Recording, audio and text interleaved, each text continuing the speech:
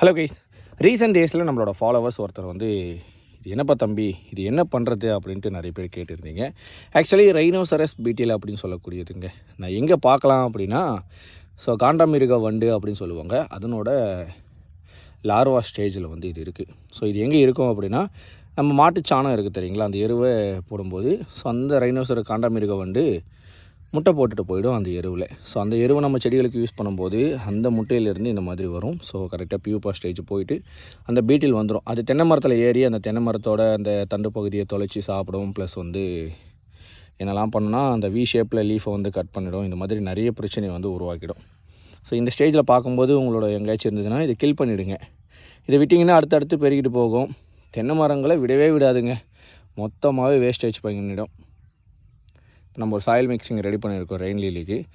So அதில் வந்து இது இருக்குது, சின்ன ஸ்டேஜ். இது நல்ல ஒரு விரல் சைஸுக்கு வந்து தடிமனாக பெருசாக வளரக்கூடியதுங்க. அதுக்கப்புறம் இதிலேருந்து அது வரும். ஸோ இது வந்து பேபி ஸ்டேஜில் இருக்குது. ஸோ வாய் மட்டும் பாருங்கள் எவ்வளோ பெருசு இருக்குது.